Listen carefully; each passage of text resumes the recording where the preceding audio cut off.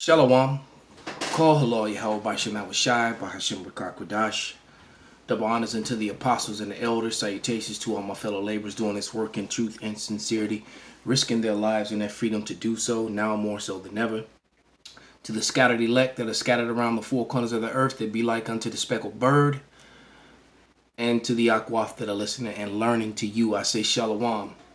This is your brother Malcolm from the branch of the Great Millstone here in Chicago, coming at you with another lesson in history.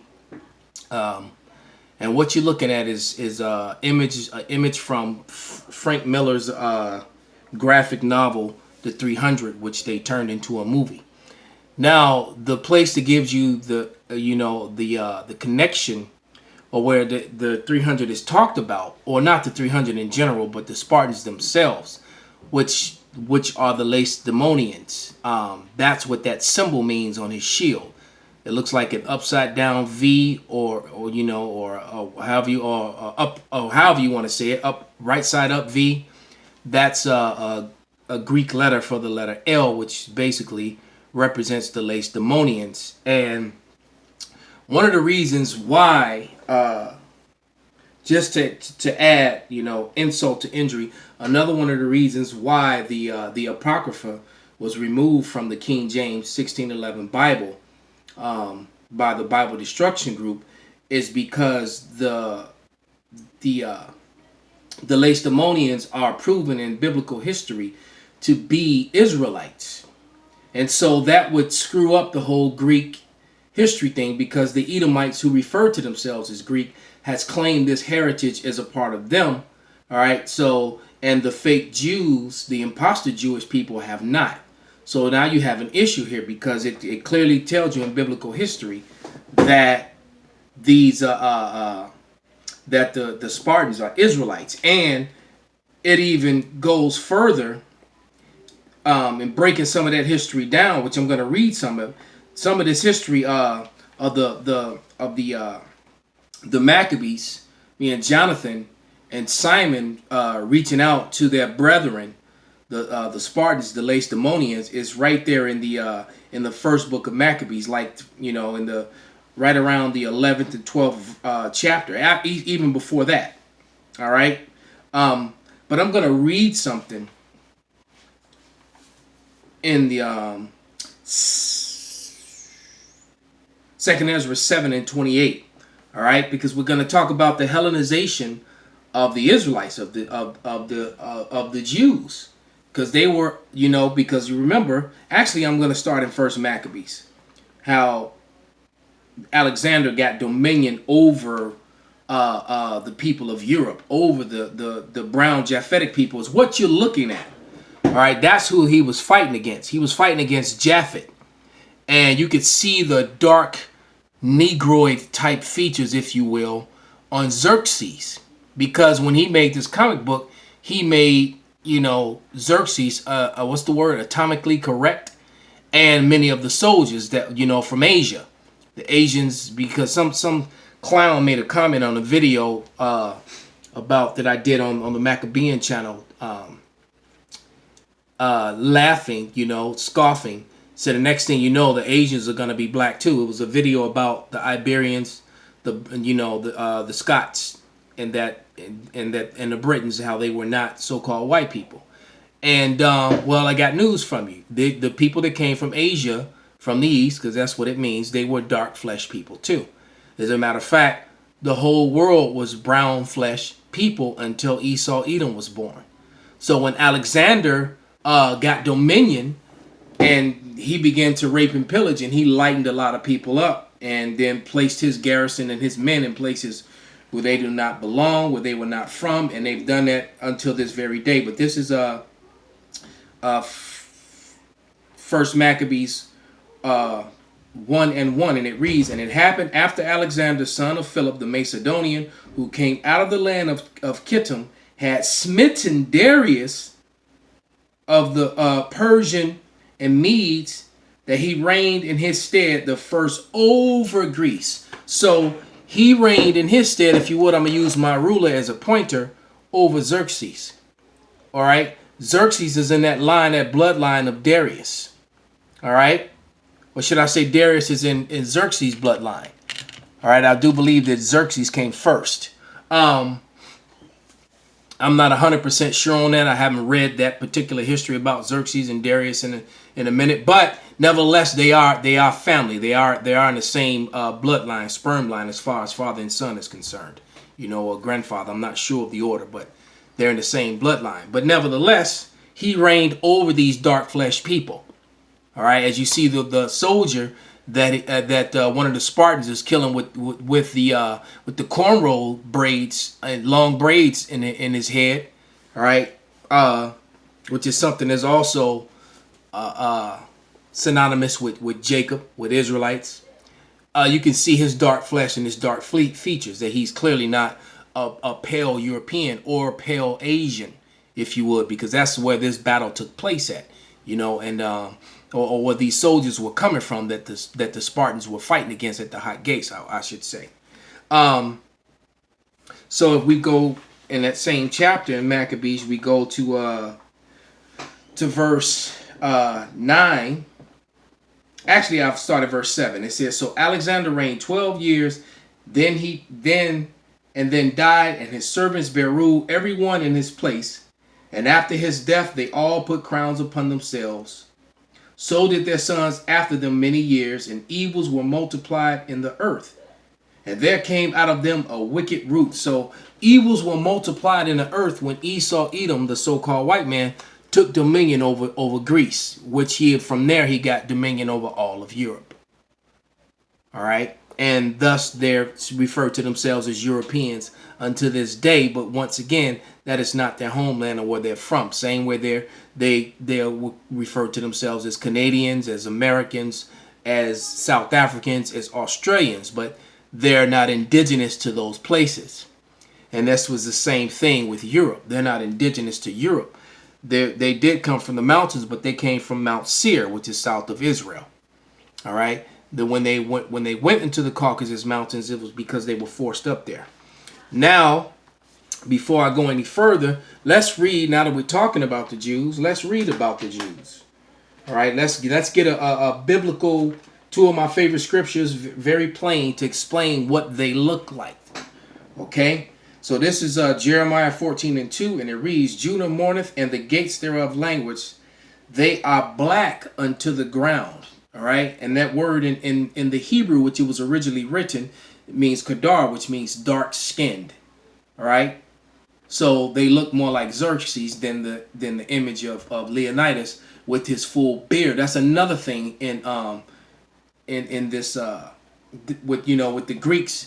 They were into shaving their faces bald, but these Spartans, this king had a full beard because that was a custom of the Israelites. All right, this is also Lamentations 4:8, and it reads, "Their visage, meaning when you look upon them, when you're looking at them, the vision which you see, their visage is blacker than a coal. They are not known in the streets. Their skin cleaveth to their bones. It is withered, it has become like a stick." And, so basically we're describing their physical appearance of their skin. All right. And then to get even deeper, Lamentations 5:10, it reads, "Our skin was black like the oven because of the terrible famine." So, and these were scriptures referring to the Jews. All right. So now that we've done that, let's go to the biblical account where the Jews, which was a title that was placed upon them by the Romans, and some of their dealings with the Romans, in fact, because the Romans could not tell the difference between Judah, Benjamin, and Levi, and they all became, literally, it was kind of like a derogatory term. They all became Judeans, not Jews. So in the Bible it's written Jew, but in most cases it actually said Judean. All right. But here we go. Let's start in First Maccabees, the 12th chapter, and I'm going to start at verse 1, and it says, "Now when Jonathan saw the time served, he chose certain men and sent them to Rome." See? All right? "For to confirm and renew the friendship that they had with them, he sent letters also to the Lacedaemonians." Those are the Spartans. All right. And it reads, and other places for the same purpose. So they went unto Rome and entered into the Senate, and Jonathan the high priest and the people of the Jews sent us unto you, to the end you should renew the friendships which you had with them, and league as in former time.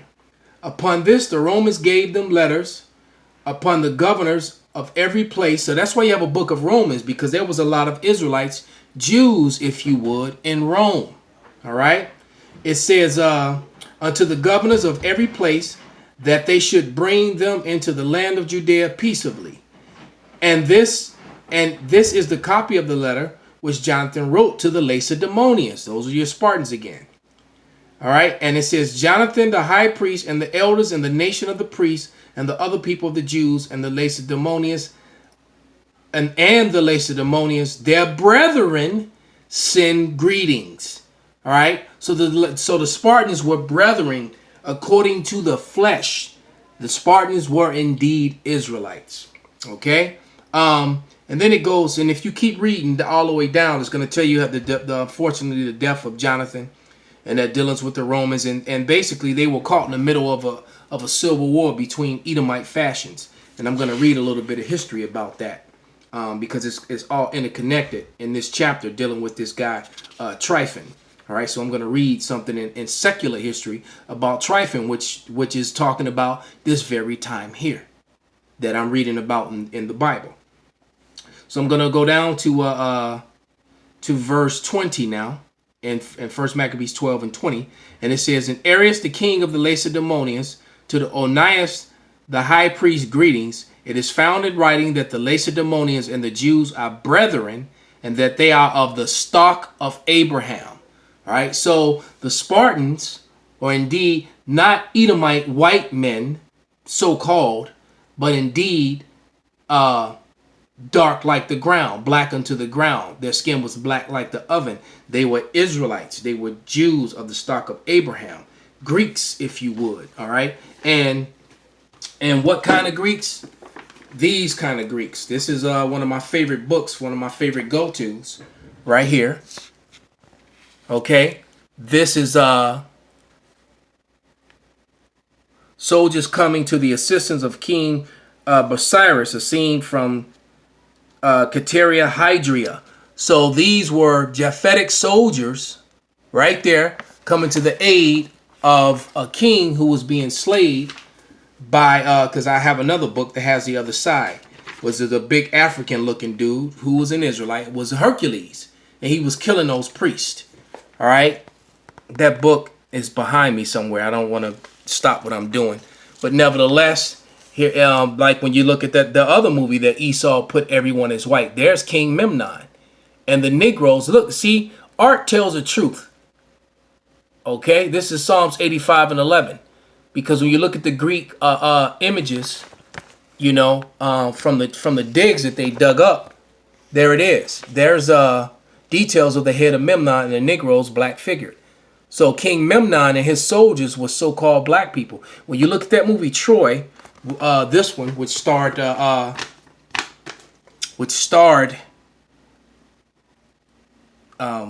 Brad Pitt there, Orlando Bloom, and I forget this other guy on the end, but he, you know, Brad Pitt portrayed Achilles. All right, he portrayed Achilles. All right, and Agamemnon is the guy right there at the top with the woman on the right, and right there with his brother, who's supposed to be the king of Sparta. All right, so we know that the Spartans were not pale men. So when you look at that movie Troy, you know, once again you had a Esau using Hollywood to deceive people and screw with the mindsets of people when it comes to history. And he portrayed almost everyone in that movie was a so-called white person. But we know that was not true, because the fact that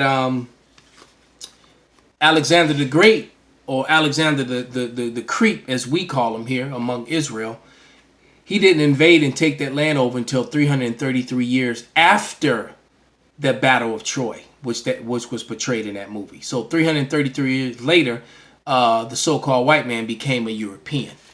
Now, I'm going to read a bit of the history about this guy Tryphon, which is mentioned quite a few times in the chapter in Maccabees that I was reading. All right, so this is Tryphon. It says, surname of Diotis, the usurper of the Syrian throne. And I'm going to, Yahweh Ratazat, do a part 2 and go into this civil war and how the Maccabees got caught up in it and, in the death of Jonathan. All right, and then how Simon got the dominion, because now you had lost the great, Judas Maccabees, and then his mighty brother Jonathan, and the only one left at this point was Simon, and how once again they making covenants and agreements with Esau, Edom, and they always betrayed them. That's why the scripture says, "Trust not thine enemy." Once again, let me start reading this history on Tryphon. It says, Tryphon, the surname of Diotis, the usurper of the Syrian throne. He was native to Apamia and had been in the service of Alexander Balas. We're going to read about all these people. All right, this is secular history. All right, this is secular history found in encyclopedias. All right, on the death of Balas, 145 BC, Tryphon, taking advantage of the complaints of the discontent among the troops of Demetrius II, Nicator, set up the younger son of Balas, Antiochus VI, as the claimant to the throne against Demetrius. 1 Maccabees 11 and 39. See, that's the chapter before I was reading. So this civil war was going on between these Edomites. The Jews under Jonathan wasn't dead yet. He didn't die until chapter 12 in the Bible of 1 Maccabees. Then the Jews under Jonathan came to the assistance of Demetrius in his difficulties against the revolting subjects. But Demetrius was confirmed on his throne. Soon Demetrius of Salakia soon made it apparent that he did not intend to fulfill his promises to his Jewish allies, we say his Israelite allies. All right, and that's 1 Maccabees 11 and 53. It says, consequently, Jonathan and Simon joined Tryphon and Antiochus, securing many advantages for their country. 1 Maccabees 11 and 54. Jonathan inflicted a severe defeat on the forces of Demetrius. I just read about that. The success of the Jewish leaders awakened the jealousy of the suspicions of Tryphon, who determined to thwart the further plans of Jonathan and remove him as an obstacle in the way of securing the crown for himself. And he did that. All right. By an act of shrewd treachery, Tryphon captured Jonathan at Ptolemais and butchered his followers. So basically, Jonathan had a huge, as you read in the Bible, he had, I think, 40,000 Israelite men, soldiers with him. And then once peace was secured, and he, or so he thought, he sent them all away but 5,000. All right. And then he sent away the 3,000 went to do something else, and then another 1,000 went to do something else, and he only had 1,000 men with him. And then he was surrounded by a great army where they were probably outnumbered 10 to 1 or more, and they killed him. They set him up. That's basically how it happened. And that's right there in 1 Maccabees, the 12th chapter. This matter of fact, what I've just read to you could well have been one of the greatest movies ever created in Hollywood. But they couldn't, because it would expose the fact that the Spartans are indeed Israelites and not Greeks, and not Edomite Greeks, self-proclaimed Greeks. All right, and it says, and that was in 1 Maccabees 12 and 48, where Jonathan falls with his Israelite men. Simon, the brother of Jonathan, now undertook the conduct of the affairs and thwarted Tryphon in his attempts upon Jerusalem, whereupon the latter murdered Jonathan at Bashkema, 1 Maccabees 13 and 1, and in 143 BC. Tryphon next murdered the young Antiochus the sixth, 1 Maccabees 13:31, and claimed the throne of Syria for himself. See, they were caught in between, like I said, this civil war between these Edomites, which is pretty much what's going on to this day. When you're looking at the last two Edomite powers is Russia and America, and they are opposed to each other. All right, just like Americans are, is totally a house divided, because we just weeks away from shit hitting the fan here in America, the way things are going with this division over this COVID, and all this other stuff that's going on. All right, the racially, politically, yeah, this place is a mess. It says, Tryphon next murdered the young Antiochus, read that, and claimed the throne of Syria for himself, but see the chronology as given to Shura, the 4th edition, chapter 1, page 172. Simon now went over to the side of Demetrius on the condition that Judea should be free from tribute to Syria, a privilege that was rather in power of Tryphon than of Demetrius to give. And so in the 170th year, 143 BC, was the yoke of the heathen taken away from Israel. 1 Maccabees 13:41. And in 138 BC, Demetrius was captured in Mithridates. So I'm going to stop right there because that proved the point. And like I said, had this been made into a movie, it would have been far greater than the 300, which was a great movie, superb movie. All right, the story of the Maccabees. But this portion of the Spartans being in the middle of the story of the Maccabees throws a monkey wrench into that plan, because this shows you how E is divided and how he's lied about history plainly and clearly. Call halal Yahweh Bashan Abashai by Hashem Rakar Kodash Wa Abad Babal Shalom.